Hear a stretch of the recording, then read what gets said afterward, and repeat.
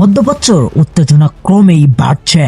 একদিকে যুদ্ধের আবহাওয়া, অন্যদিকে ইরানের ক্ষমতা কেন্দ্র নিয়ে নতুন আলোচনা। সাম্প্রতিক সংঘর্ষের প্রেক্ষাপটে উঠে এসেছে বড় এক প্রশ্ন, ইরানের সর্বোচ্চ নেতা হিসেবে পরবর্তী সময়ে কে আসতে পারেন। বিশ্লেষকদের আলোচনায় এখন সবচেয়ে বেশি শোনা যাচ্ছে একটি নাম, সেটি হচ্ছে মোস্তফা খামেনি।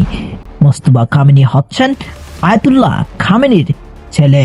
তাহলে কি ইরানের নেতৃত্বে আসছে নতুন এক অধ্যায়? মধ্যপ্রাচ্যের পরিস্থিতি এখন উত্তপ্ত। ইরানকে ঘিরে আন্তর্জাতিক রাজনীতি নতুন করে অস্থির হয়ে ওঠে। বিভিন্ন সূত্রে জানা যায়, যুক্তরাষ্ট্র ও ইসরায়েলের সঙ্গে উত্তেজনা বাড়ছে, হামলা পাল্টা হামলার আশঙ্কাও জোরালো হচ্ছে।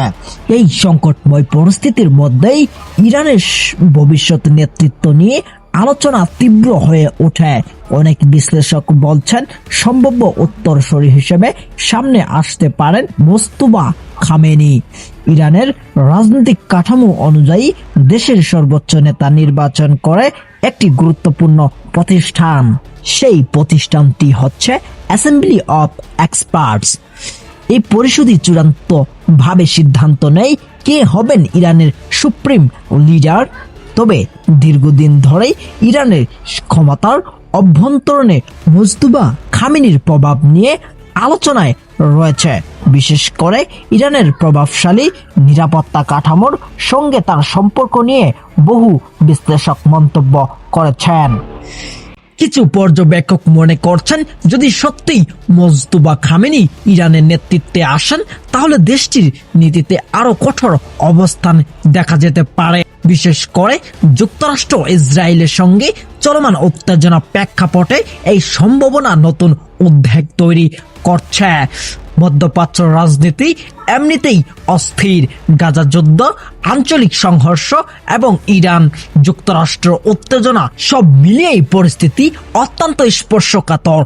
এই অবস্থায় ইরানের নেতৃত্বের পরিবর্তন হলে তার প্রভাব শুধু দেশটির ভিতরে সীমাবদ্ধ থাকবে না, বরং পুরো মধ্যপ্রাচ্যর শক্তির ভারসাম্যও বড় পরিবর্তনে আসতে পারে বলে মনে করছেন বিশ্লেষকরা। তবে এখন পর্যন্ত ইরানের পক্ষ থেকে এ বিষয়ে কোনো আনুষ্ঠানিক ঘোষণা দেওয়া হয়নি। কিন্তু যুদ্ধের উত্তাল এই সময়েই একটি বড় প্রশ্ন ঘুরপাক খাচ্ছে আন্তর্জাতিক রাজনৈতিক কেন্দ্রবিন্দুতে। ইরানের পরবর্তী সর্বোচ্চ নেতা কে হতে যাচ্ছেন? আর এখানেই উঠে আসে কিছু বড় প্রশ্ন। আসলে কি মোস্তফা খামেনি ইরানের পরবর্তী সর্বোচ্চ নেতা হতে যাচ্ছেন? আর যদি সত্যিই তিনি ক্ষমতায় আসেন, তাহলে কি তার বাবার হত্যার প্রতিশোধ নেবেন, নাকি শান্তিপূর্ণভাবে রাষ্ট্র পরিচালনা করবেন? সেই প্রশ্নের উত্তর বলে দেবে সময়।